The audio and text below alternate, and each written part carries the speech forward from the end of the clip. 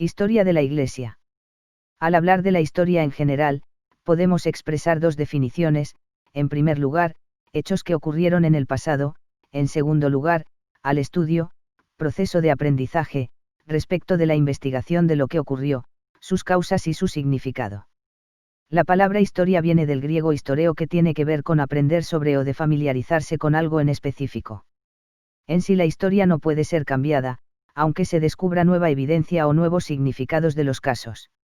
A diferencia de lo que pueda decir el mundo, los cristianos creen que la historia es muy importante, revelando la relación de Dios con la humanidad. Un ejemplo concreto de la historia es Jesucristo. Dios se hizo hombre en un lugar específico por un periodo de tiempo definido, dando redención al hombre en un momento especial, a través de su muerte y resurrección. Para ubicarnos en la importancia de la historia de la Iglesia, es necesario nombrar a un personaje que siempre ha estado presente desde su fundación hasta el día de hoy: el Espíritu Santo. Él mismo estuvo en el día inaugural de la Iglesia H. Chalet II y ha acompañado a todos los cristianos en sus vicisitudes, oraciones y reuniones. Inclusive, sabemos muy bien que él ha sido quien ha tomado la mayoría de las decisiones importantes de la Iglesia. Ahora bien, teniendo entendido que al hablar de Iglesia no hablamos de un templo, de una religión, de una denominación, ni de un modismo cristiano, sino que hablamos de una asamblea local de creyentes, un cuerpo de hermanos que trabajan juntos para estar con la cabeza, su Señor. Es necesario que hablemos de qué ha sido tanto del concepto de Iglesia local como el de Iglesia universal a lo largo del tiempo. Este estudio se abocará a analizar a la Iglesia tanto como organismo, cuerpo local, como una institución, Iglesia católica, protestante, etc. Inclusive se verá la parte visible e invisible de la Iglesia. La parte visible es la institución, los adherentes, mientras que la invisible es aquella compuesta de personas que confían en la gracia de Cristo, no importando su adherencia nominal. La división del tiempo. Todo hecho ha afectado directa o indirectamente al postrer, aunque puede haber hechos aislados en la Iglesia. Por ello es necesario detenerse a analizar qué factores propiciaron cada hecho explicado a lo largo del tiempo. De acuerdo a la cronología, la mayoría de los teólogos establecen un cuadro de línea de tiempo que podría ayudar a explicar cómo se ha ido desarrollando la Iglesia en su etapa preprotestante. El equilibrio en la Iglesia. Al estudiar la historia de la Iglesia, uno descubrirá algo peculiar: el énfasis que puede darle algún movimiento a las necesidades de la Iglesia, personas. Se le debe dar satisfacción en equilibrio a las necesidades de emoción, afectivas, intelecto, cognoscitivas, y de acción, volitivas, o como muchos lo representan, corazón, cabeza y manos.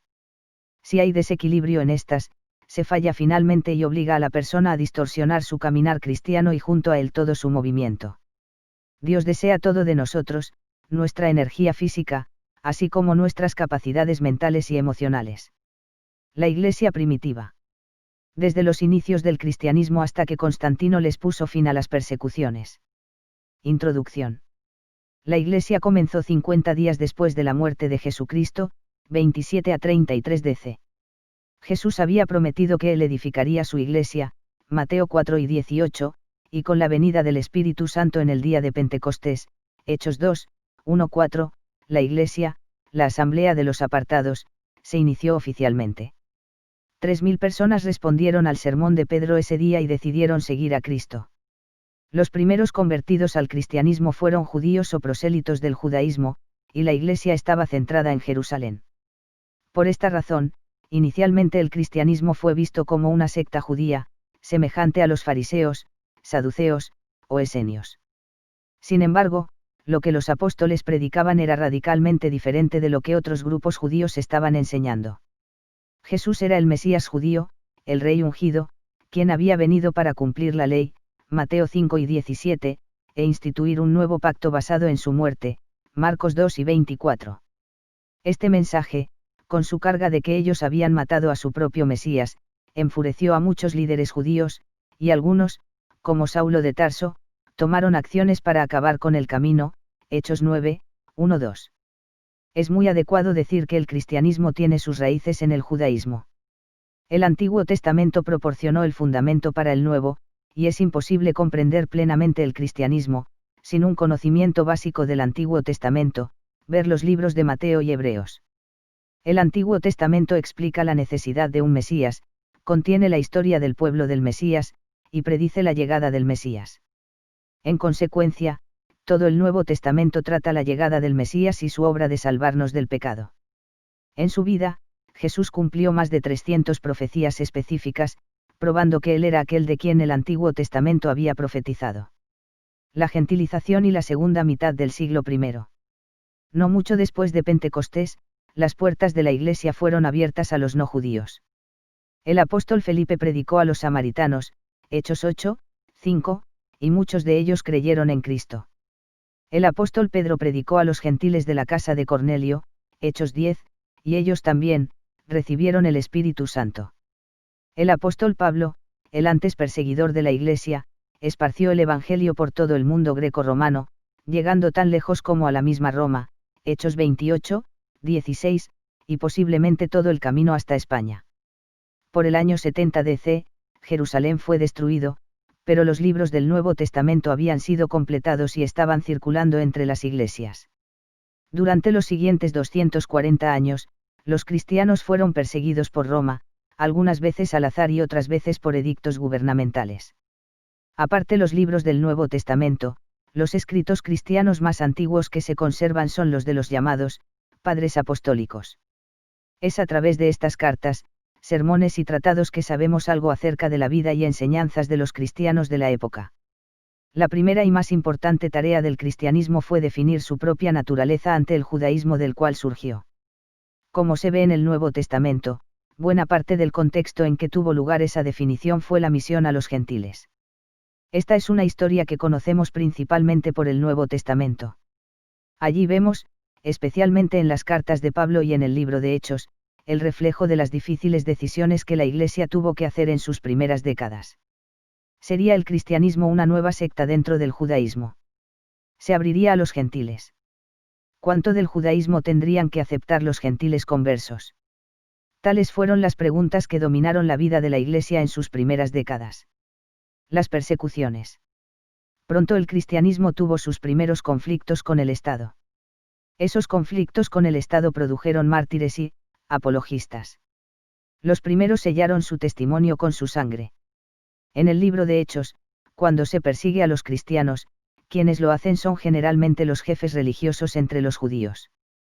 Lo que es más, en varias ocasiones las autoridades del imperio intervienen para detener un motín, y salvan así de dificultades a los cristianos. Pronto, sin embargo, las cosas comenzaron a cambiar, y fue el imperio el que empezó a perseguir a los cristianos.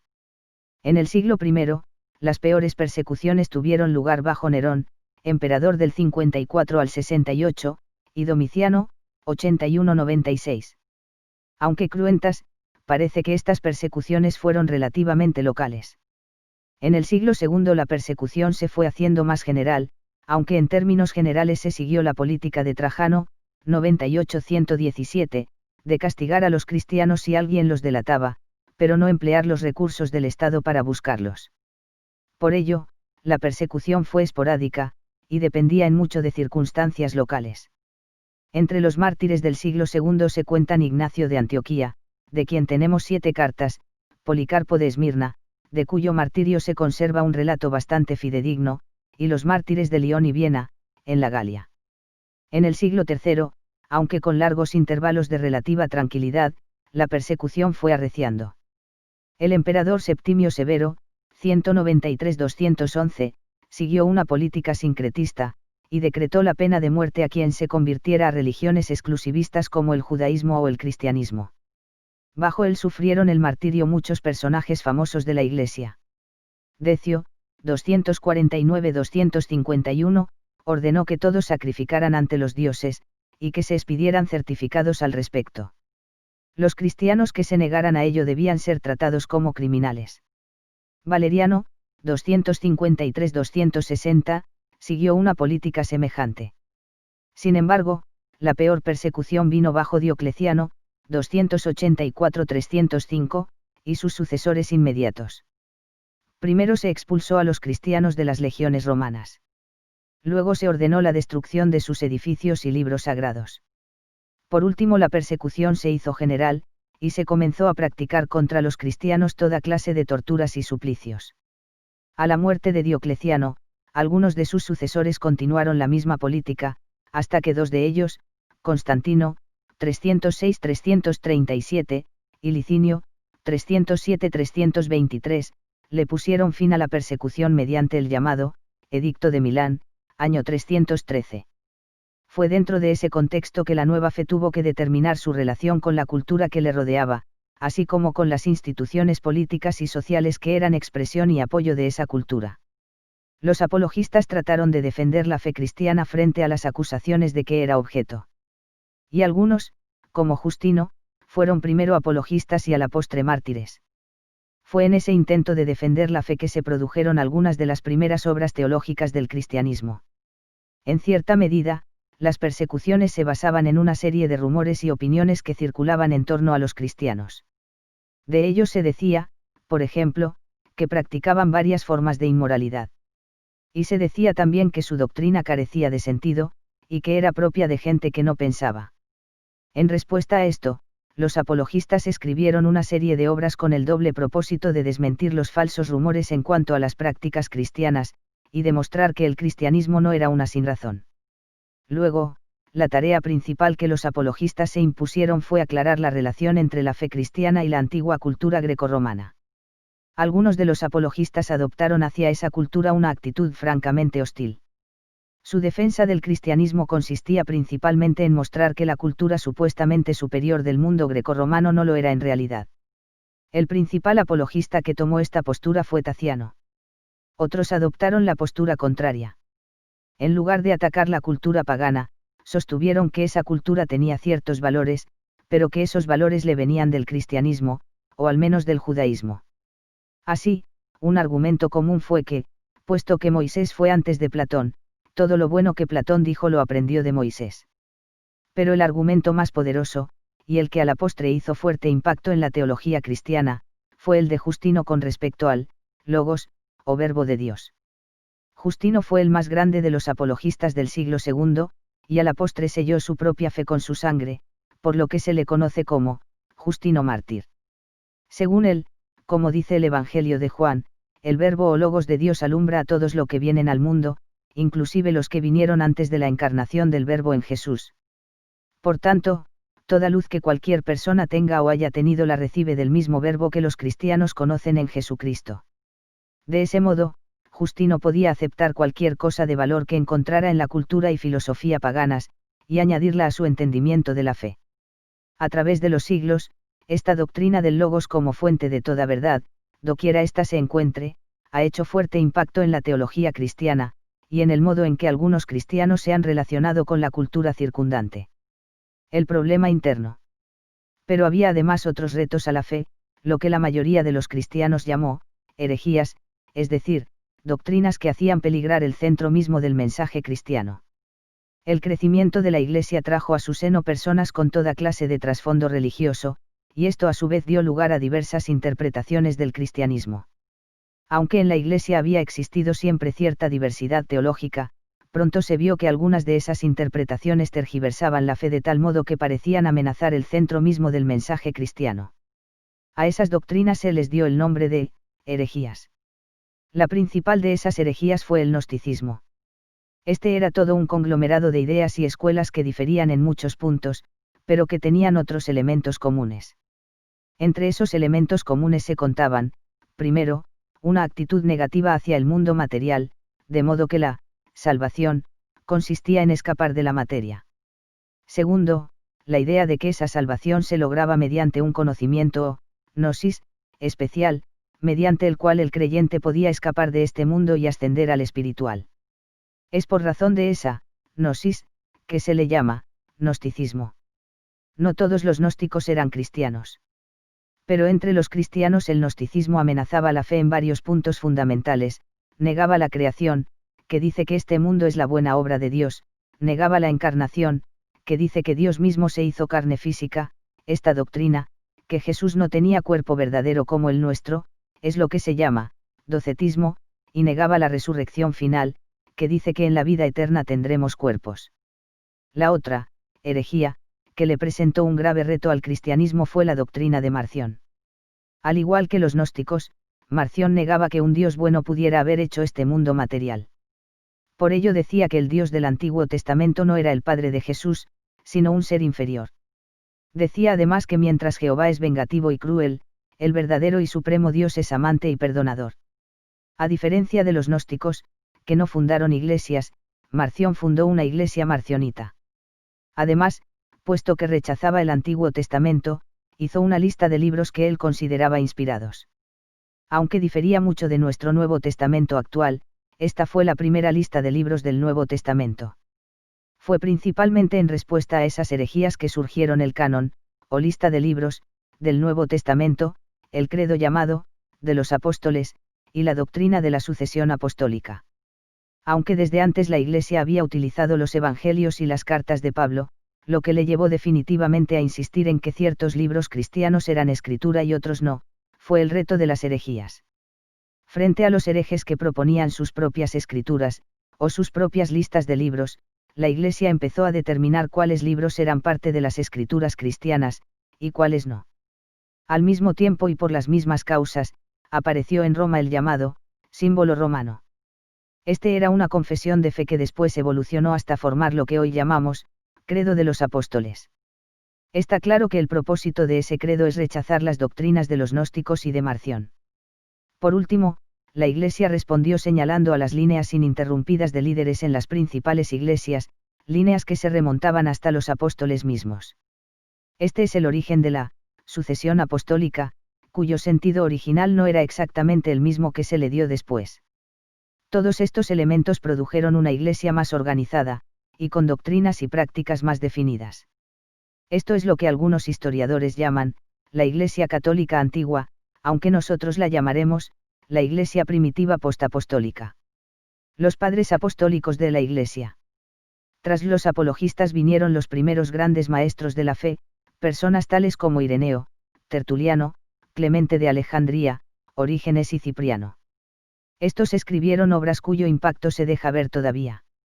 Ireneo, Tertuliano y Clemente vivieron hacia fines del siglo II y principios del III.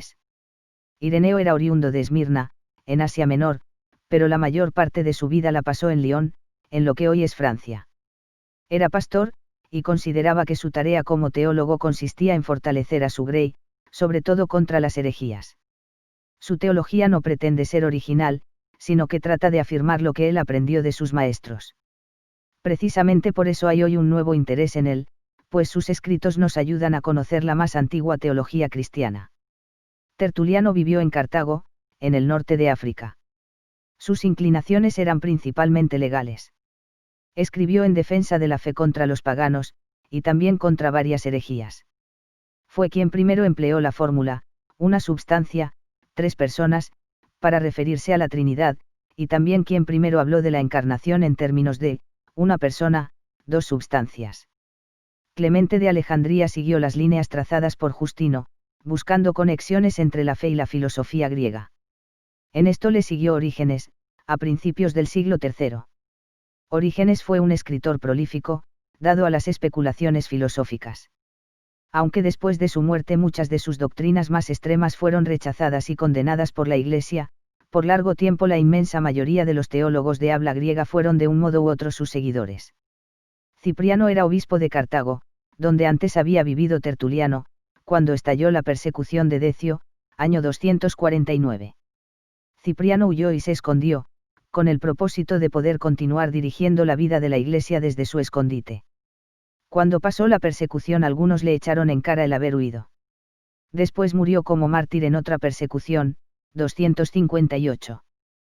Por todo esto, la principal cuestión que Cipriano discutió fue la de los caídos, es decir, quienes habían abandonado la fe en tiempos de persecución y después deseaban volver al seno de la Iglesia. Además, en parte por otras razones, tuvo conflictos con el obispo de Roma. En la discusión que surgió de todo esto, Cipriano expuso sus ideas sobre la naturaleza y el gobierno de la Iglesia. Por la misma época también se discutía en Roma la cuestión de la restauración de los caídos. La figura más importante en esa discusión fue Novaciano, quien también escribió sobre la Trinidad, sus prácticas y sistema de gobierno. Por último, es importante señalar que, a pesar de la escasez de documentos, es posible saber algo acerca de la vida y el culto cristiano durante estos primeros años. Durante todo este periodo el acto central del culto cristiano era la comunión. Esta era gozosa, pues era una celebración de la resurrección y un anticipo del retorno de Jesús. Por eso, para celebrar la resurrección, era que el culto se celebraba el domingo, día de la resurrección del Señor. Además, como anticipo del gran banquete celestial, la comunión era originalmente toda una cena. Después, por diversas razones, se limitó al pan y al vino. Además, pronto surgió la costumbre de celebrar el culto junto a las tumbas de los mártires y otros cristianos fallecidos, en lugares tales como las catacumbas de Roma. Parece que al principio diversas iglesias tuvieron distintas formas de gobierno, y que los títulos de presbítero y obispo eran semejantes. Pero ya a fines del siglo II se había establecido el sistema de 3 niveles de ministros, diáconos, presbíteros y obispos. Además, había ministerios específicos para las mujeres, especialmente dentro del monaquismo, también primitivo. El Imperio cristiano. Desde el Edicto de Milán, 313, hasta la deposición del último emperador romano de Occidente, 476. Constantino y sucesores. Con la conversión del emperador Constantino, las cosas cambiaron radicalmente. La iglesia perseguida se volvió la iglesia tolerada, y pronto vino a ser la religión oficial del Imperio romano. Como consecuencia de ello la iglesia, que hasta entonces estuvo formada principalmente por personas de las clases más pobres de la sociedad, se abrió campo entre la aristocracia. La conversión de Constantino fue un proceso lento, paralelo a la ruta que llevó a Constantino al poder absoluto sobre todo el imperio. Poco a poco, Constantino fue venciendo a sus rivales y extendiendo su poderío. Aunque apoyaba a los cristianos, no se bautizó sino en el lecho de muerte, y nunca renunció al título de sumo sacerdote del paganismo, que como emperador le correspondía. Aunque al morir Constantino el cristianismo no era todavía la religión oficial del imperio, no lo sería sino hacia fines de ese siglo IV, la política de Constantino y sus sucesores hizo gran impacto en la vida religiosa del Imperio romano. La Iglesia, antes perseguida, gozó de un prestigio y hasta de un poderío siempre creciente. En consecuencia, fueron muchos los que se añadieron a ella, especialmente entre la aristocracia que hasta poco antes había visto la fe cristiana como cosa de gente ignorante y despreciada. La conversión de Constantino también impactó el culto cristiano. Al fundar la ciudad de Constantinopla, en el sitio donde estaba la antigua Bizancio, la dotó de iglesias. Y lo mismo hicieron en Palestina y otros lugares tanto él como su madre y luego sus sucesores. El resultado fue un culto cada vez más formal en el que se imitaban algunos de los usos de la corte. Y comenzó a aparecer además una arquitectura típicamente cristiana, cuya forma típica es la basílica. Reacciones al cesaropapismo. El cambio no fue fácil, y hubo cristianos que respondieron de muy diversas maneras. Algunos se mostraron tan agradecidos por la nueva situación, que se les hacía difícil adoptar una actitud crítica ante el gobierno y la sociedad. Aunque es de suponerse que tal fue la actitud más frecuente entre el común de los cristianos, el principal exponente de esta postura es Eusebio de Cesarea. Eusebio había vivido a través de las persecuciones, y por tanto la nueva actitud por parte del gobierno le parecía un milagro. Su obra más famosa, la Historia Eclesiástica, da la impresión de que desde el principio Dios estaba preparando el camino para esta gran unión entre la Iglesia y el imperio. Otros huyeron al desierto o a otros lugares apartados y se dedicaron a la vida monástica. Aunque los orígenes del monaquismo se remontan a tiempos antes de Constantino, las nuevas condiciones impulsaron a muchos a seguir el ideal monástico. Los monjes. Ahora que ya no era posible el cristianismo heroico de los mártires, muchos optaron por el cristianismo heroico de los ascetas, es decir, quienes se dedicaban a una vida de renunciación y contemplación.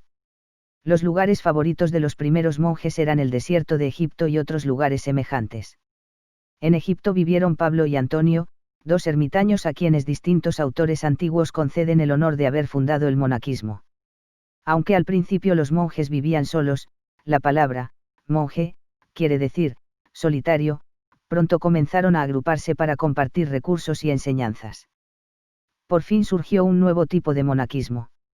Este nuevo monaquismo se caracterizaba por la vida en comunidades, lo que ahora llamamos monasterios, y recibe el nombre de cenobita.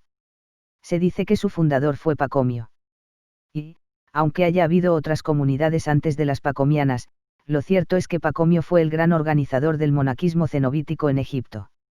El monaquismo se extendió rápidamente por toda la Iglesia, y contó entre sus principales propulsores a personajes tales como Jerónimo y Basilio el Grande. Algunos sencillamente rompieron con la Iglesia mayoritaria, insistiendo en que ellos eran la verdadera Iglesia. Esto sucedió especialmente en el norte de África, en Numidia, Mauritania, y los alrededores de Cartago. Un primer cisma. La razón teológica que se le dio al cisma fue la restauración de los caídos, y sobre todo el debate sobre si los ministros caídos tenían todavía potestad de celebrar sus funciones ministeriales. Pero en realidad el cisma tenía también raíces raciales y sociales, pues la población de la región estaba socialmente estratificada, y el cisma siguió una estratificación semejante. Puesto que uno de los principales jefes del grupo cismático se llamaba Donato, a los cismáticos se les dio el nombre de donatistas. Los problemas imperiales. Tampoco faltó la reacción de los paganos, que deseaban volver a la vieja religión y su antigua relación con el Estado. A Constantino le sucedieron sus tres hijos Constantino II, Constancio y Constante. A la muerte del último de ellos, Constancio, le sucedió su primo hermano Juliano, a quien se conoce como, el apóstata, aunque en verdad nunca parece haber sido cristiano. Juliano trató de restaurar la vieja gloria del paganismo. Aunque no persiguió a los cristianos, les quitó todos los privilegios que sus predecesores les habían dado, y se dedicó también a ridiculizar el cristianismo.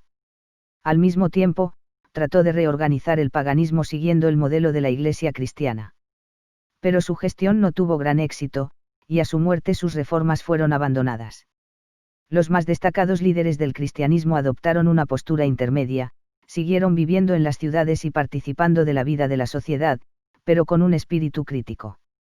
Los padres de la Iglesia. Fue así que, librada de la constante amenaza de persecución, la Iglesia produjo algunos de sus mejores maestros, razón por la cual se puede llamar a este periodo, la era de los gigantes. Fue una época en que se escribieron grandes tratados teológicos, así como importantes obras de espiritualidad y la primera historia de la Iglesia. Atanasio de Alejandría fue el gran defensor de las decisiones del Concilio de Nicea.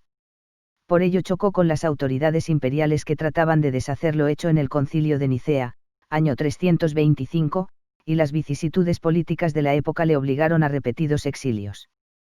Posiblemente su mayor contribución estuvo en lograr un entendimiento entre los que sostenían la fórmula de Nicea, homousios, de la misma substancia, y quienes preferían otra fórmula, homoiousios, de semejante substancia, para rechazar el arrianismo que había sido condenado en Nicea. Esta obra fue continuada por los grandes capadocios, título que se les da generalmente a Basilio de Cesarea, Gregorio de Nisa y Gregorio de Nacianzo. Basilio el Grande fue obispo de Cesarea. Escribió un importante tratado sobre el Espíritu Santo. Su hermano menor, Gregorio de Nisa, fue sobre todo un místico. El amigo de ambos, Gregorio de Nacianzo, fue un famoso orador. Una de sus obras más importantes es 5 discursos teológicos acerca de la Trinidad. Trabajando en conjunto, los capadocios continuaron la labor de Atanasio, clarificando la doctrina de la Trinidad hasta que ésta fue proclamada definitivamente por el Concilio de Constantinopla, año 381. Ambrosio de Milán fue un alto funcionario del imperio hasta que fue inesperadamente electo como obispo de Milán. Chocó repetidamente con la emperatriz Justina, quien defendía el arrianismo, y luego con el poderosísimo emperador Teodosio, cuya crueldad reprendió. Su predicación fue instrumento para la conversión de Agustín. Juan Crisóstomo fue uno de los más famosos predicadores de todos los tiempos. Oriundo de Antioquía, llegó a ser patriarca de Constantinopla, donde atacó las injusticias de los poderosos. Por ello murió en el destierro. Jerónimo fue un hombre de alta cultura clásica, quien se refugió como monástico en Palestina. Su principal contribución fue la traducción de la Biblia al latín de la época. Esa traducción, conocida como la Vulgata, fue la Biblia que empleó el occidente latino durante toda la Edad Media. Por último, Agustín de Hipona se crió en el norte de África. Su madre, Mónica, hizo todo lo posible porque aceptara el cristianismo. Pero Agustín se hizo maniqueo, doctrina dualista parecida al gnosticismo, y luego neoplatónico. Por fin se convirtió en Milán, donde enseñaba retórica. Regresó al África, para vivir como monje, pero poco tiempo después fue hecho obispo de Hipona. Como obispo, Agustín escribió contra el maniqueísmo, el donatismo y el pelagianismo. Este último era una doctrina que subrayaba la iniciativa humana en la salvación. Frente al donatismo, Agustín desarrolló su doctrina de la Iglesia. Y frente al pelagianismo, su doctrina de la gracia y la predestinación. Además, cuando algunos paganos empezaron a decir que Roma había caído en poder de los godos, año 410, por haberse hecho cristiana, Agustín refutó esa posición en su extensa obra La ciudad de Dios. Sus confesiones, en las que declara cómo Dios le guió hasta hacerle cristiano, han llegado a ser una de las obras más leídas e influyentes. Cuando Agustín murió, en el año 430, los vándalos tenían sitiada la ciudad de Hipona, señal de que la vieja civilización se derrumbaba, y una nueva era comenzaba a despuntar. Las controversias. Esta época también produjo fuertes controversias teológicas, sobre todo la que giró alrededor del arrianismo y la doctrina trinitaria. Ya hemos hecho referencia a controversias alrededor de doctrinas tales como el donatismo y el pelagianismo. Pero ninguna controversia fue tan aguda como la que giró alrededor del arrianismo. Esta comenzó en Alejandría, pero pronto involucró a toda la Iglesia. Arrio era un presbítero de Alejandría que sostenía que el Verbo que se encarnó en Jesús, aunque existía antes que todo el resto de la creación, no era Dios mismo, sino que era la primera de todas las criaturas. En respuesta a la controversia, Constantino convocó a un concilio de todos los obispos. Este concilio se reunió en Nicea en el año 325, y se le llama también, Primer Concilio Ecuménico. Allí el arrianismo fue condenado, y se promulgó un credo que, con algunas variaciones, el credo niceno. Pero la controversia no terminó. Muchos no quedaron contentos con las decisiones de Nicea, que parecían decir que el Hijo es lo mismo que el Padre. Además, las vicisitudes políticas añadieron fuego a la controversia. Fue en esas circunstancias que teólogos tales como Atanasio y los capadocios trabajaron en busca de fórmulas y explicaciones que sirvieran para refutar el arrianismo. Por fin, en el Segundo Concilio Ecuménico, Constantinopla, 381, el arrianismo fue definitivamente condenado y se confirmó la doctrina trinitaria. Pero ya el arrianismo se había extendido a algunos de los vecinos pueblos, bárbaros, y por ello más adelante, cuando estos pueblos invadieran el imperio, el arrianismo cobraría nuevas fuerzas. La caída de Roma. Terminó este periodo con las invasiones de los bárbaros, pueblos germánicos que invadieron el imperio romano y se asentaron en sus territorios. En el año 410, los godos tomaron y saquearon la misma Roma. Y en el 476 el último emperador, Rómulo Augustulo, fue depuesto. Aunque esto le puso fin al Imperio Romano de Occidente, en el Oriente el imperio continuó existiendo por 1000 años más. Pero aún en el Occidente, el ideal del imperio cristiano no desapareció. Repetidamente veremos en el curso de esta historia cómo se intentó restaurar el Imperio Romano y, lo que es mucho más importante, cómo la Iglesia y el Estado continuaron colaborando hasta tiempos muy recientes de un modo semejante a cómo lo hicieron en tiempos de Constantino y sus sucesores. La Alta Edad Media. Desde la deposición de Rómulo Augustulo, 476, hasta el cisma entre Oriente y Occidente, 1054. Los reinos bárbaros. Puesto que el Imperio Romano había quedado dividido en dos, el Imperio de Occidente, donde se hablaba latín, y el de Oriente, donde se hablaba griego, las invasiones de los bárbaros no afectaron a toda la cristiandad por igual. En el Occidente, el imperio dejó de existir, y fue suplantado por una serie de reinos bárbaros. Las causas de la decadencia del Imperio Romano fueron muchas, tanto internas como externas. En todo caso, durante los siglos IV y V fue aumentando la presión de los pueblos germanos que habitaban al otro lado de las fronteras del Danubio y el Rin, y a quienes los romanos llamaban bárbaros. Algunos de ellos se introdujeron en el imperio por la fuerza, mientras otros fueron invitados como aliados o como colonos. El resultado fue que hacia fines del siglo V tanto los invasores como los defensores eran germanos. Varios de los pueblos germanos que invadieron el imperio terminaron asentándose en una región, donde establecieron reinos que, aunque frecuentemente decían ser parte del imperio, en realidad eran independientes. Los vándalos invadieron España, y por fin cruzaron el estrecho de Gibraltar y fundaron un reino en el norte de África. Desde allí condujeron ataques a otras partes del imperio, incluso a la propia ciudad de Roma, que fue saqueada por ellos en el año 455.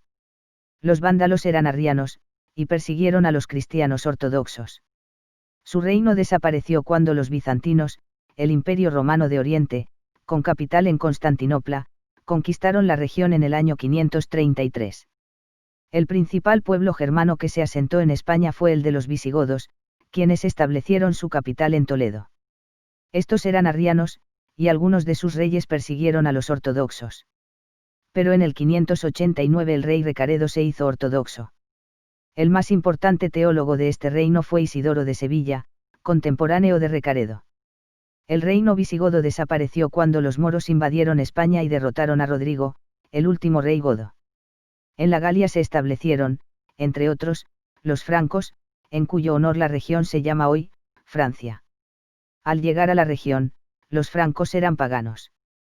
Pero pronto el impacto de los cristianos conquistados se hizo sentir entre ellos, y en el 496 el rey Clodoveo recibió el bautismo y tras él buena parte de sus súbditos. Fueron los francos quienes por fin detuvieron el avance del Islam en la batalla de Tours-Poitiers, 732. Carlomagno fue rey de los francos. En la porción romanizada de la Gran Bretaña se establecieron los anglos y los sajones, en el norte, lo que hoy es Escocia, los pictos y escoutos nunca habían sido conquistados por los romanos. Ya para entonces, el misionero patricio, procedente de la Gran Bretaña, había logrado la conversión de buena parte de Irlanda, que pronto se volvió un centro misionero. Luego, algunos de los primeros misioneros a los anglos y sajones vinieron de Irlanda. Pero otros vinieron del continente europeo. De ellos el más famoso fue Agustín de Canterbury, quien fue enviado por el Papa Gregorio el Grande e hizo mucho por mantener los contactos entre el cristianismo inglés y el que existía en el continente. Italia fue invadida por varios pueblos germanos. Quien depuso al último emperador romano en el año 476 fue el érulo Odoacro. Pero pronto los érulos fueron suplantados por los ostrogodos. Puesto que estos eran arrianos, los ortodoxos sufrieron bajo su gobierno. Fue bajo su régimen que Boecio, el más notable pensador de su tiempo, fue muerto, 524. Poco después, 562, los bizantinos derrotaron a los ostrogodos. Pero su régimen fue breve, pues en el 568 los lombardos invadieron el país. Esto hizo que los papas acudieran a los francos en busca de apoyo, y fue una de las causas de la alianza entre el papado y los reyes francos. Las invasiones de los bárbaros afectaron mucho más a la Iglesia de habla latina que a la Iglesia de habla griega. En el occidente latino, lo que hoy es España, Francia, Italia, etc., sobrevino un periodo de caos. La liturgia y doctrina medieval. Puesto que eran tiempos de dolor, muerte y desorden, el culto cristiano, en lugar de centrar su atención sobre la victoria del Señor en su resurrección, comenzó a preocuparse más y más por la muerte, el pecado y el arrepentimiento. Por ello la comunión, que hasta entonces había sido una celebración, se convirtió en un servicio luctuoso, en el que se pensaba más en los propios pecados que en la victoria del Señor. Buena parte de la antigua cultura desapareció, y la única institución que preservó algo de ella fue la Iglesia. Por eso, en medio del caos, la Iglesia se fue haciendo cada vez más fuerte y más influyente. En ese proceso, tanto el monaquismo como el papado tuvieron un papel importante. La gran figura del monaquismo occidental fue Benito de Nursia, quien creó la comunidad de Montecassino, y en el año 529 le dio una regla que marcaría pauta para todo el monaquismo occidental. Entre sus principios fundamentales se contaban el trabajo físico y los votos de obediencia, castidad, pobreza y permanencia. Además, Benito estableció la práctica de reunirse 8 veces al día para orar y leer la Biblia y otros libros de inspiración. Estas son las llamadas horas de oración. Pronto el monaquismo benedictino se extendió por toda Europa occidental, y dio muestras de inusitada flexibilidad en diversas circunstancias. Así, los monjes fueron maestros, copistas de antiguos manuscritos, farmacéuticos, agricultores y misioneros. El otro pilar de la Iglesia durante este tiempo fue el papado. El término, papa, ha sufrido una larga evolución, y por tanto es imposible decir quién fue el primer papa. En todo caso, durante este periodo de caos el papado proveyó cierta medida de estabilidad, y con ello ganó en prestigio y poder. León el Grande, 440-461, intervino en las controversias cristológicas que tenían lugar en el oriente de habla griega y fue quien de algún modo inexplicable detuvo el avance de Atila frente a Roma.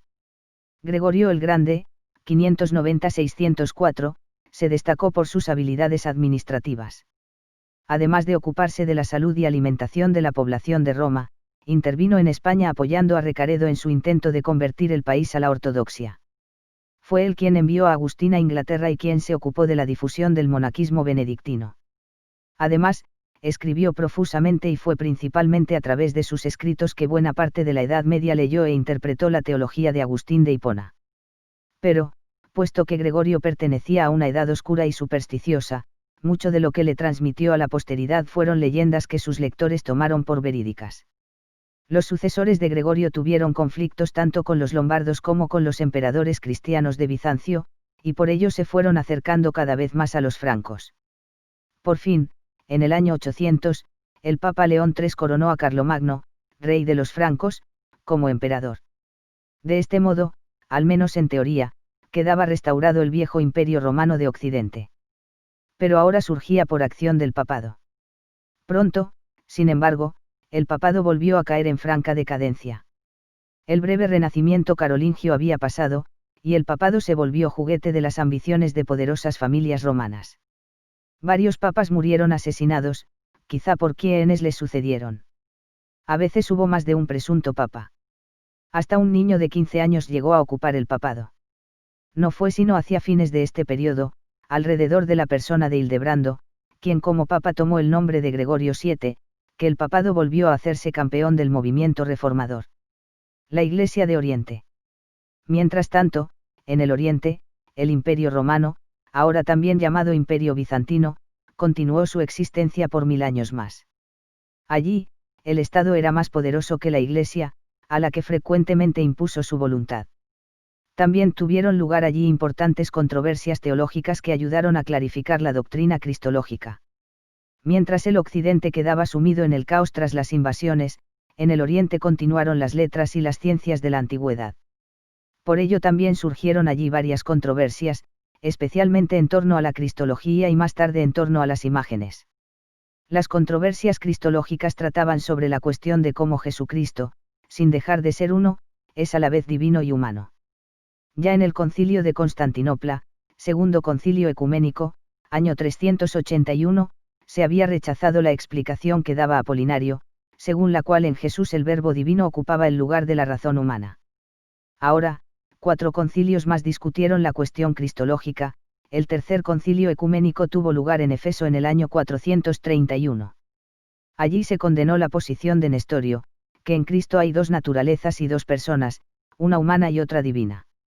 El cuarto concilio ecuménico se reunió en Calcedonia, 451, y condenó el monofisismo, la doctrina según la cual hay en Cristo una sola naturaleza, la divina, pues la humana queda absorbida en la divinidad.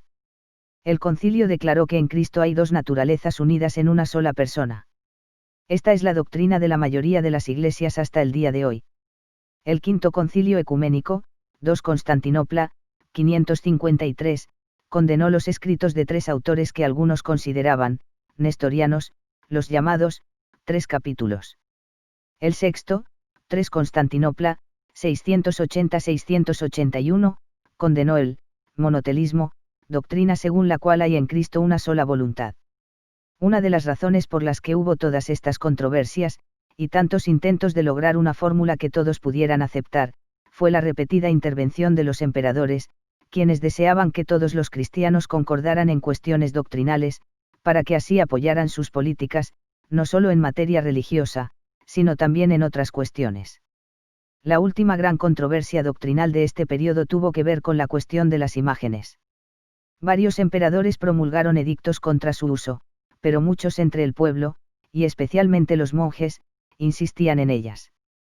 Por fin, tras largos debates, el séptimo concilio ecuménico, 2 Nicea, 787, declaró que la adoración en sentido estricto, latría, se le debe solo a Dios, pero que las imágenes han de recibir veneración, dulia. Aunque esta controversia tuvo lugar mayormente en el Oriente, también se hizo sentir en el Occidente, donde por algún tiempo hubo oposición a las decisiones del concilio. Las iglesias disidentes. Estas controversias dieron origen a varias iglesias disidentes o independientes que perduran hasta nuestros días, las iglesias llamadas nestorianas y monofisitas. Los nestorianos, que rechazaban las decisiones del Concilio de Efeso, se hicieron particularmente fuertes en Persia, de allí se extendieron hacia Arabia, India y hasta China. Hoy se concentran mayormente en Irán, Irak y Siria. Los monofisitas se hicieron fuertes en Armenia, Etiopía, Egipto y Siria. Armenia se había hecho cristiana aún antes del tiempo de Constantino. Cuando se reunió el Concilio de Constantinopla no estuvo representada, y por esa misma época el Imperio Romano se negó a acudir en defensa del país, invadido por los persas. La Iglesia de Armenia rechazó por tanto el cristianismo de Bizancio y se hizo monofisita. Puesto que después los armenios fueron perseguidos, hoy hay cristianos armenios en varias partes del mundo. La Iglesia de Etiopía había sido fundada en el siglo IV por misioneros procedentes de Egipto. Puesto que el centro del monofisismo estaba en Egipto, los etíopes siguieron esa línea doctrinal. Por la misma razón, y por razones políticas y sociales, los coptos de Egipto, es decir, los descendientes de los antiguos egipcios, se negaron a aceptar las decisiones de Calcedonia. Por ello, la Iglesia copta es monofisita. Por semejantes razones, muchos sirios se declararon monofisitas. Hoy se les llama jacobitas, en honor de su gran misionero, Jacobo Baradeo. El Islam y su repercusión. A mediados del período, surgió una nueva amenaza en el avance del Islam. Este conquistó vastos territorios y ciudades que hasta entonces habían sido importantísimos en la vida de la Iglesia: Jerusalén, Antioquía, Alejandría, Cartago, etc. Mahoma comenzó su carrera religiosa aproximadamente en el año 610. En el 622 se produjo su huida a Medina, y es a partir de esa fecha que los musulmanes cuentan los años. Cuando murió, 10 años después, había conquistado casi toda la península de Arabia. Sus sucesores continuaron su política de expansión militar. Con increíble rapidez, el Islam conquistó el antiguo imperio persa, con lo cual se extendió hasta las fronteras de la India, y buena parte del imperio romano: Damasco, 635, Antioquía, 637, Jerusalén, 638, Alejandría, 642, Cartago, 695, y hasta España, 711. Por fin, 100 años después de la muerte del profeta, los francos lograron detener su avance en la batalla de Tours, 732. Estas conquistas tuvieron consecuencias tristes para el comercio y las letras, de modo que la Europa occidental quedó aún más apartada que antes de las antiguas fuentes del conocimiento. Carlomagno. Al mismo tiempo que el Islam lograba su mayor expansión territorial, surgía en Europa occidental un nuevo poder político en el reino de los francos, cuyo más poderoso gobernante fue Carlomagno. En el año 800 el Papa coronó a Carlomagno como emperador, con lo cual se pretendía resucitar el viejo imperio romano. Aunque el nuevo imperio nunca fue lo mismo que el antiguo, el título, y a veces el poder, continuó existiendo por siglos. El resultado fue que el cristianismo, que hasta entonces se había movido alrededor de un eje que iba de este a oeste a lo largo del Mediterráneo, ahora comenzó a moverse alrededor de un eje que iba de norte a sur, del reino de los francos a Roma.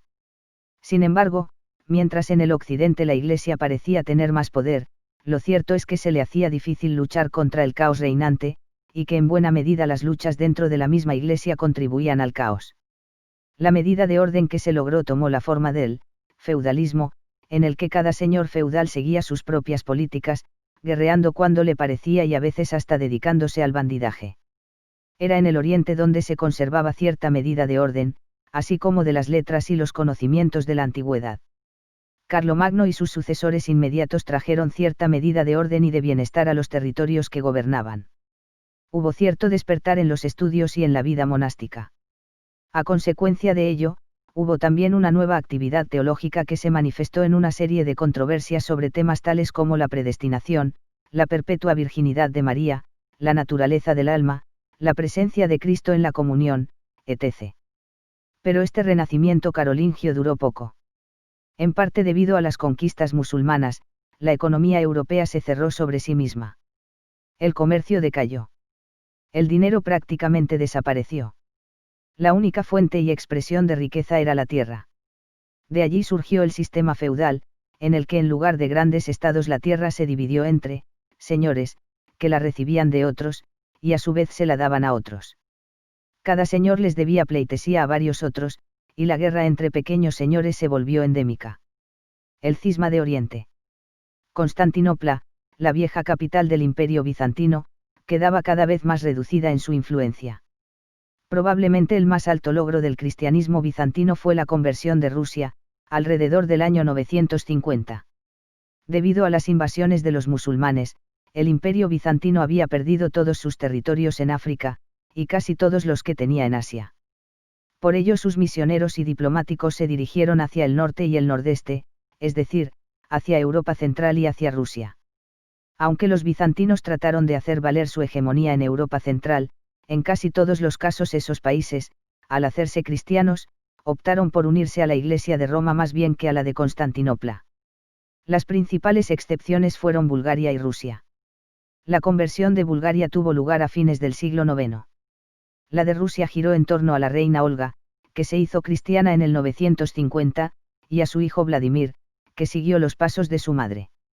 Las relaciones entre Oriente y Occidente se fueron haciendo cada vez más tensas, hasta que por fin vino la ruptura definitiva en el año 1054.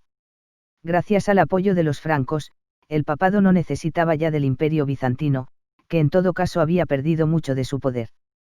Pero la causa inmediata de la disputa definitiva fue la palabra, filioque, y del Hijo, que los latinos añadían al credo niceno, diciendo que el Espíritu Santo procede, del Padre y del Hijo. Por esa causa, y otras, hubo un cisma en tiempos del patriarca Focio, siglo IX. Pero la ruptura definitiva tuvo lugar en el año 1054, cuando el cardenal Humberto, en representación del Papa, declaró hereje al patriarca de Constantinopla, y rompió la comunión con él y con toda la Iglesia que le seguía. La Baja Edad Media. Desde el cisma entre Oriente y Occidente, 1054, hasta que comienza la decadencia del papado, 1303. La Iglesia occidental estaba necesitada de una reforma radical, y esta surgió por fin de entre las filas del monaquismo. De hecho, la reforma monástica comenzó antes del inicio de este periodo, con la fundación del monasterio de Cluny, año 909. Luego vino la reforma cisterciense, cuya figura más notable fue Bernardo de Claraval, 10901153. Debido a que surgió entre círculos monásticos, este programa de reforma tomó varias de las características del monaquismo, sobre todo en su insistencia en el celibato, la pobreza y la obediencia.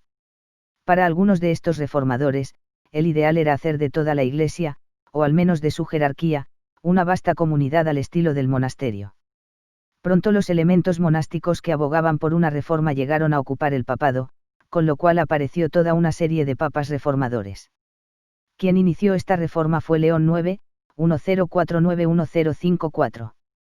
Era una reforma intransigente, uno de cuyos resultados inmediatos fue la ruptura con Constantinopla, 1054, que marca el inicio de este periodo.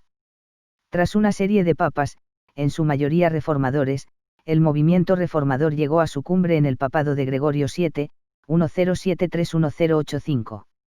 Gregorio insistió en el celibato eclesiástico, lo cual causó revueltas y dificultades en varias partes.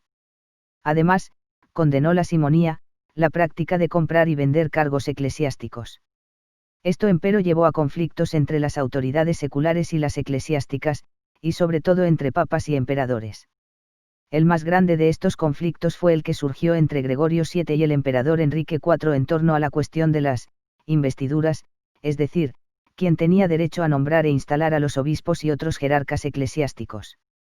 El conflicto llegó a tal punto que el Papa excomulgó al emperador, y este a su vez marchó con un ejército hacia Italia. En el castillo de Canosa, Enrique se humilló ante Gregorio, y este no tuvo otra alternativa que perdonarle. Pero esto no le puso fin al conflicto. Las tropas imperiales invadieron Italia, declararon depuesto a Gregorio, e hicieron nombrar otro papa en su lugar. Solamente ciertas circunstancias inesperadas salvaron a Gregorio de caer en sus manos. A consecuencia de estos conflictos, Gregorio murió exiliado. El conflicto siguió tras la muerte de Gregorio. El emperador Enrique IV continuó su contienda con los papas Víctor III y Urbano II, el mismo que proclamó la Primera Cruzada. Parte de esa contienda era la insistencia en la legitimidad de toda otra línea de papas, dóciles a las políticas imperiales. Tampoco la muerte de Enrique IV le puso fin al conflicto, que continuó bajo su hijo y sucesor Enrique V. Por fin, en el 1122, se llegó a un acuerdo mediante el Concordato de Worms. Las cruzadas comenzaron en el año 1095 y perduraron por varios siglos. Las causas de las cruzadas son muchas, e incluyen elementos tanto religiosos como económicos y políticos. La primera cruzada fue proclamada por Urbano II en el 1095. Su gran predicador fue Pedro el Ermitaño, quien dirigió una primera oleada conocida como la Cruzada Popular. Después siguieron varios contingentes militares, cada cual por su camino. Tras 1000 peripecias y conflictos con el emperador de Constantinopla, tomaron la ciudad de Jerusalén en 1099. Esto le dio origen al Reino Latino de Jerusalén, que se organizó al estilo feudal de Europa Occidental y continuó hasta la caída de Jerusalén en 1187. La Segunda Cruzada fue proclamada cuando los turcos tomaron la ciudad de Edesa en el año 1144. Su principal predicador fue Bernardo de Claraval.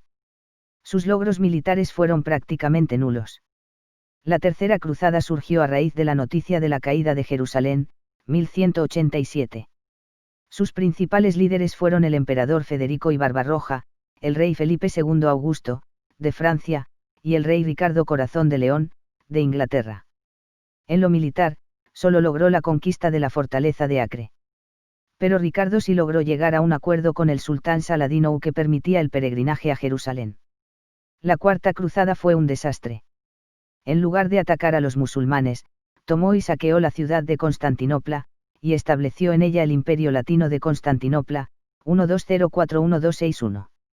Esto exacerbó las suspicacias de los cristianos griegos hacia los latinos, y además debilitó todavía más al Imperio bizantino, que fue restaurado en el 1261. La Quinta Cruzada, 1219, atacó el Egipto, y solo logró tomar el puerto de Damieta, que fue retomado por los árabes 2 años más tarde. La Sexta y Séptima fueron dirigidas por el rey de Francia Luis IX, sin mayores resultados.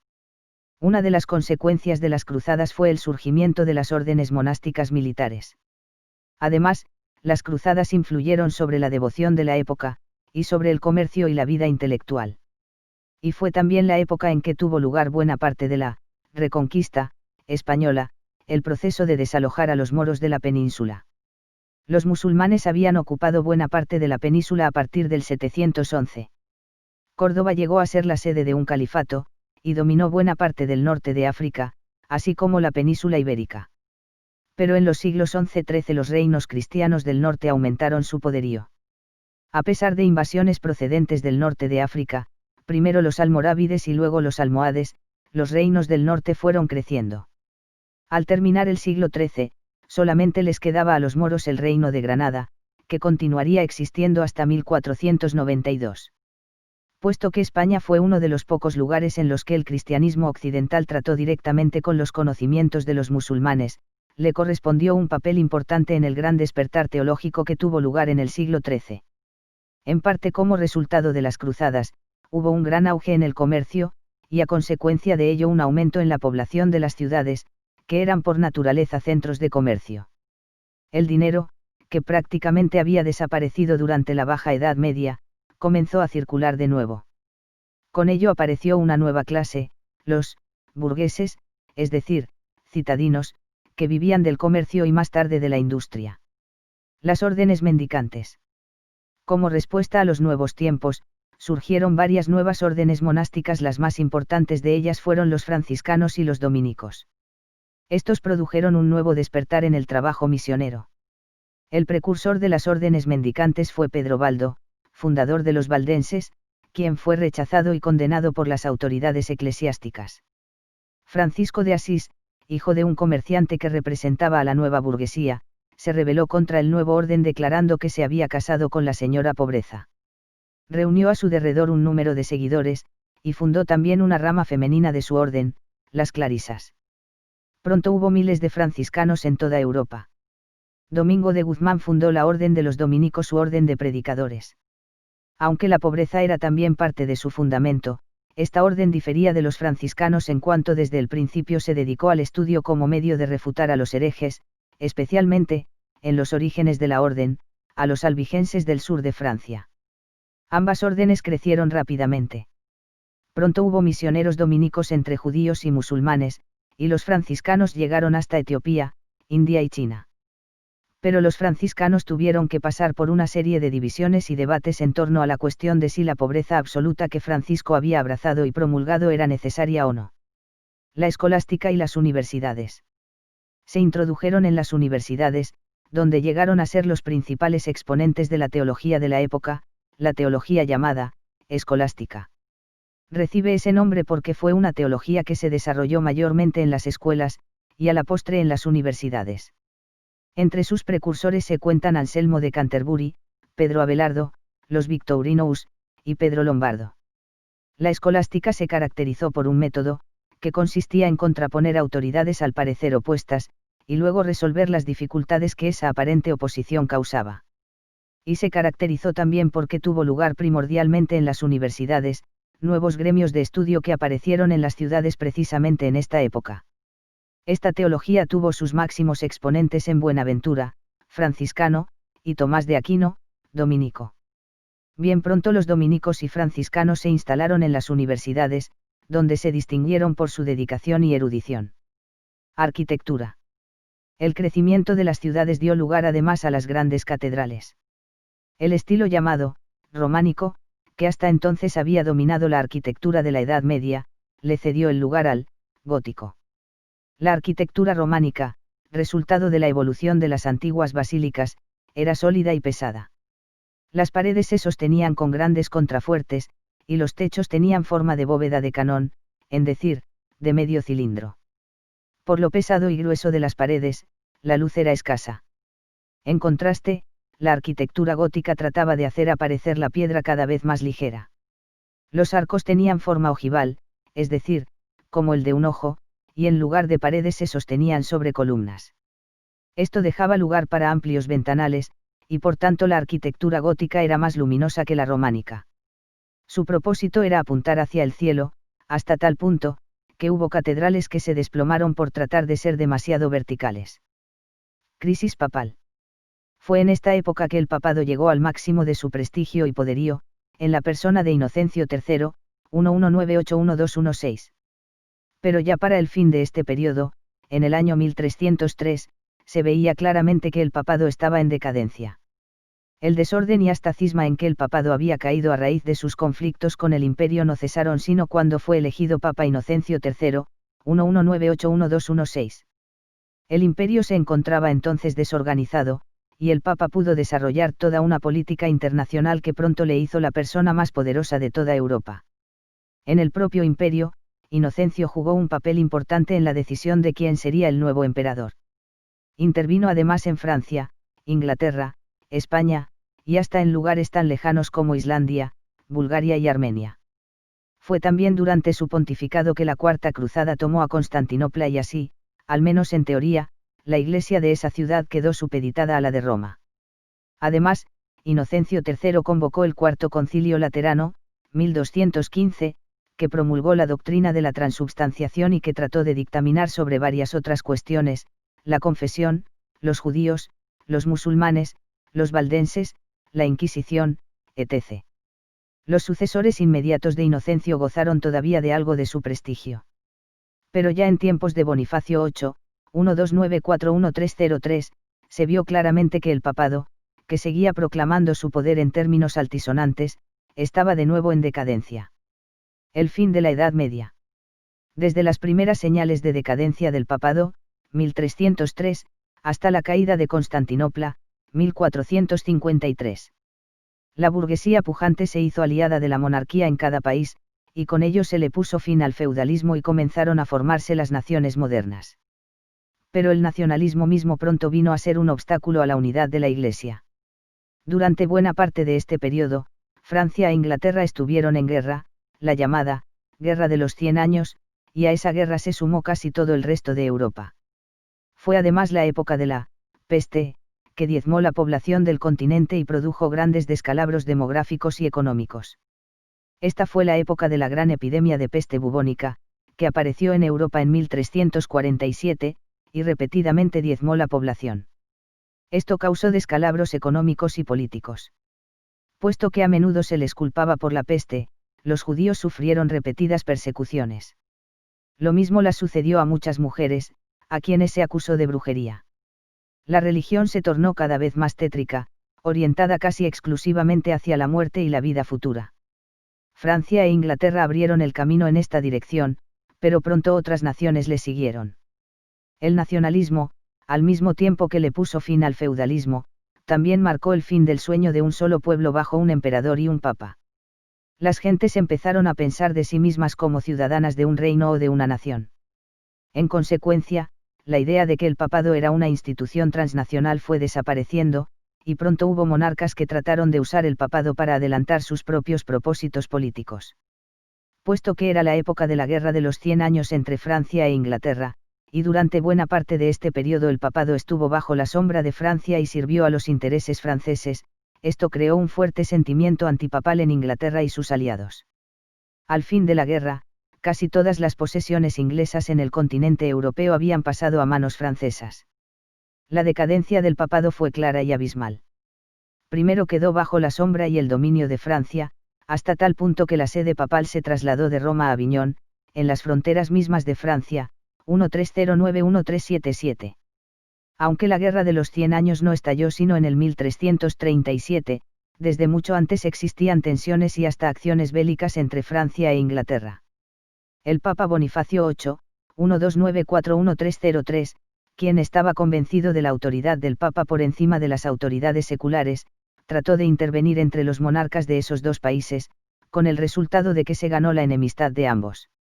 En el 1303, se produjo el episodio de Anagni, en el que el Papa fue abofeteado y humillado. A partir de entonces, los papas pudieron ofrecerle poca resistencia a la voluntad del rey de Francia.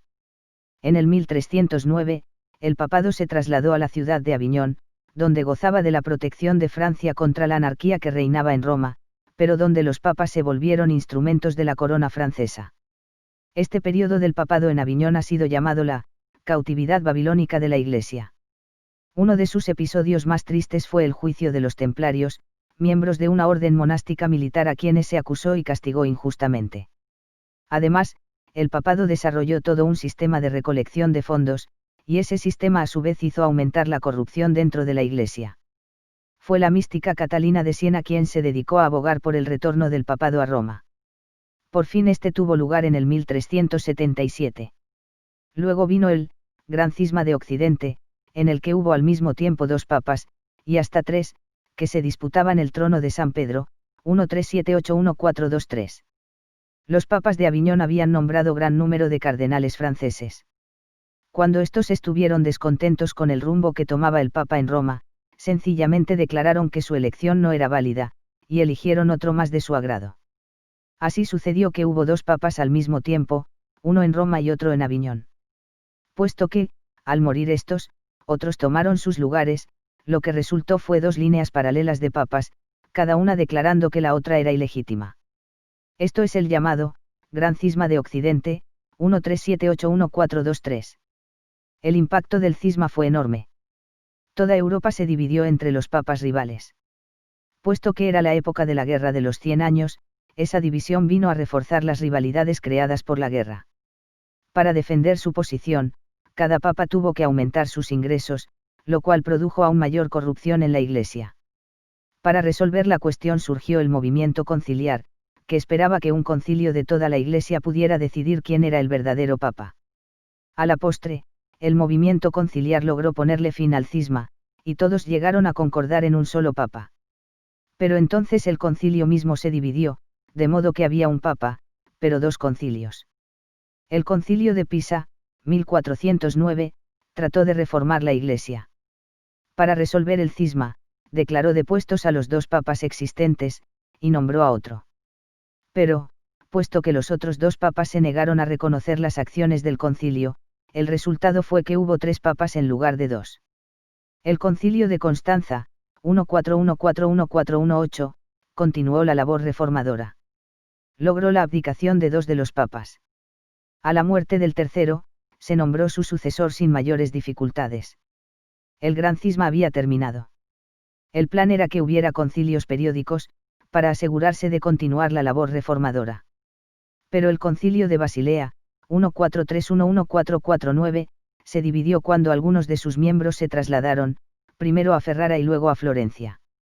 Así, un movimiento que había surgido para ponerle fin al cisma, terminó él mismo dividido. El Renacimiento en las iglesias. Bien pronto los papas se dejaron arrastrar por el espíritu del Renacimiento, que les llevó a ocuparse más de embellecer a Roma, de construir bellos palacios, y de guerrear con otros potentados italianos, que de la vida espiritual de su grey. El Renacimiento fue un movimiento que tuvo su cuna principalmente en Italia, y que consistió en un retorno a las letras, las artes y la filosofía de la antigüedad clásica. Aunque muchos de sus propulsores eran cristianos convencidos, el Renacimiento derivó buena parte de su inspiración de la tradición pagana. Además, muchos de sus líderes sentían una profunda aversión por el ascetismo de buena parte del cristianismo medieval. Los papas del Renacimiento eran todo lo contrario de los papas de inspiración monástica, como Gregorio VII. Su propósito era disfrutar de la vida y su belleza, y hacer de Roma la capital artística e intelectual del mundo. Para ello necesitaban recursos financieros, y ello a su vez produjo todavía mayor corrupción económica. Además, varios de ellos se dedicaron a la tarea de hacer del papado el centro de la unidad italiana, y con ese propósito se dieron a la guerra y a la intriga política. Al igual que el papado, la teología académica, es decir, la que tenía lugar en las universidades, cayó también en crisis. A base de distinciones cada vez más sutiles, y de un vocabulario cada vez más especializado, esta teología perdió contacto con la vida diaria de los cristianos. Durante este periodo, la teología se dedicó a distinciones cada vez más sutiles. Además, se fue abriendo un abismo cada vez mayor entre la fe y la razón, de modo que a la postre prácticamente se dio la impresión de que Dios era un ser caprichoso. El gran teólogo de esta época fue Juan d'Ans Scoto, cuyas distinciones eran tantas y tan rebuscadas que se le dio el título de doctor sutil. Después la teología siguió las directrices del nominalismo, de Guillermo de Ockham y los conciliaristas. Esta teología, al tiempo que servía de apoyo al movimiento conciliar, insistía en que la soberanía de Dios era tal que no debía sujetársele a categoría racional o a principio moral alguno. Los prerreformadores. En respuesta a todo esto hubo varios movimientos reformadores, guiados por personas tales como Juan Wycliffe, Juan Huss y Jerónimo Savonarola. Wycliffe vivió en Inglaterra en tiempos del Gran Cisma. Era un teólogo profundo, que se oponía tenazmente al nominalismo de la época y le daba gran importancia a la razón. Creía que la Biblia se debía traducir al idioma del pueblo. Tras su muerte, algunos de sus seguidores tradujeron la Biblia al inglés. El movimiento de los Lollardos, inspirado en sus enseñanzas, se dedicó a predicar por toda Inglaterra. Juan Huss era natural de Bohemia, a donde llegaron también las enseñanzas de Wycliffe. Insistía en la autoridad de la Biblia para reformar la vida y las doctrinas de la Iglesia. Acudió al concilio de Constanza con un salvoconducto, pero el concilio hizo caso omiso de su salvoconducto y ordenó que fuera quemado en la hoguera. Tras su muerte, sus seguidores en Bohemia se rebelaron. Los católicos intentaron aplastarlos convocando una cruzada contra ellos. Pero a la postre tuvieron que llegar a un acuerdo, y hacerles varias concesiones a los husitas. Savonarola fue un fraile dominico, fogoso predicador, quien se dedicó a predicar la reforma de la Iglesia en Florencia. Sus reformas eran morales más que doctrinales. Por algún tiempo fue prácticamente dueño de Florencia. Pero al fin sus enemigos se posesionaron de él, y lo hicieron quemar, 1498. Hubo además varios movimientos de reforma de carácter más popular y a veces hasta revolucionario. Entre ellos se cuentan las beguinas, y su contraparte masculina, los begardos, los flagelantes, que aparecieron en 1260, pero lograron su mayor auge en el siglo XIV, los taboritas, y otros movimientos radicales de inspiración husita, y el movimiento de Hans Bohm. Algunos esperaban que la reforma de la Iglesia vendría a través del estudio y las letras. Tales eran los humanistas, personas que se dedicaban al estudio de las letras antiguas. Muchos de ellos habían llegado a la conclusión de que a través de los años el cristianismo se había complicado en demasía, y se había tergiversado. Para reformarlo, pensaban, todo lo que era necesario era volver a las antiguas fuentes, y a la sencillez del cristianismo original. El principal exponente de esta postura fue Erasmo de Róterdam. Otros, en fin, en lugar de tratar de reformar la Iglesia, se refugiaron en el misticismo, que les permitía cultivar la vida espiritual y acercarse a Dios sin tener que lidiar con una Iglesia corrupta y al parecer irreformable. El misticismo se extendió por toda Europa, pero su centro de mayor actividad fue la cuenca del Rin. Allí floreció el maestro Eckhart, gran maestro del misticismo a quien a veces se acusó de panteísmo. Otros místicos notables fueron Juan Taulero, Enrique Suso, Juan de Ruysbroek y Gerardo de Grote. Mientras tanto el imperio bizantino, cada vez más débil, sucumbía por fin ante el avance de los turcos. Acosado por los turcos, el imperio bizantino fue disminuyendo hasta que no quedó de él más que la ciudad de Constantinopla. Finalmente, esta fue tomada por los turcos, en el año 1453. A partir de entonces, la principal iglesia oriental fue la rusa.